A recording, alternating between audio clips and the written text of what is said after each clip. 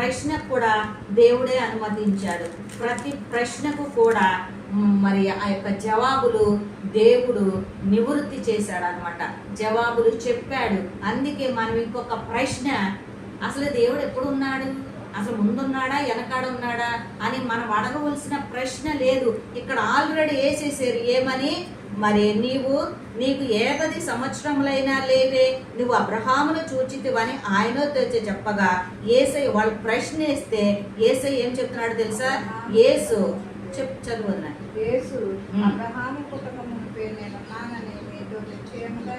హల్లెలూయా హల్లెలూయా. ఇప్పుడు యేసయ్య నేను ఉన్నాను అబ్రహాము ముందే అన్నాడు. అయితే వాళ్ళకైతే దర్శనంలో చూచారో, ఎలా చూచారో, దూరం నుండి చూచి వందనం చేసుకుని వాళ్ళు చనిపోయారని ఉంది. కానీ ఇప్పుడు ఎలా ఉన్నాడో వీళ్ళకి చెప్పాలి కదా, వీళ్ళకి చెప్పాలి. మనకైతే బైబిల్లో వ్రాయించాడు హెబ్రీ పత్రికలో పౌలు గారి చేత.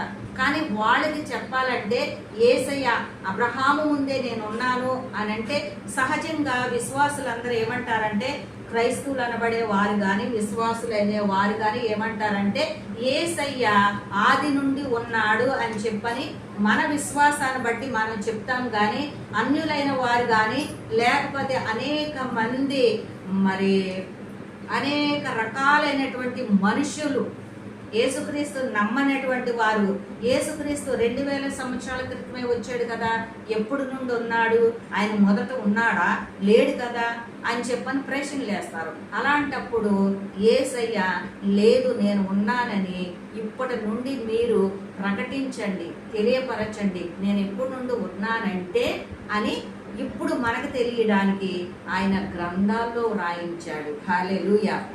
ఏమని వ్రాయించాడో మనము వీటికి అబ్రహాము పుట్టక పూర్వమే నేను ఉన్నాను అని చెప్పాడు కదా. సహజంగా మనం చెప్పేయచ్చు యేసయ్య ఇప్పుడు నుండో ఉన్నాడు, తండ్రి కుమార పరిశుద్ధాత్మ దేవుడు ఉన్నాడు అంటారు. కాదు, మన వాక్యానుసారంగా చూడాలి. వాక్యానుసారముగా ఈ పరిశుద్ధ గ్రంథంలో చూపిస్తేనే ప్రతి ఒక్కరూ నమ్ముతారనమాట. మరి అవి మనం చూద్దాము. యేసయ్య పుట్టక మునుపు ఆయన యోషయా గారికి కన్యక గర్భవతి అయి కుమారుని కంటది. ఆయనకి పేర్లు ఏం పెడతారన్నారు? ఆశ్చర్యకరుడు, ఆలోచనకర్త,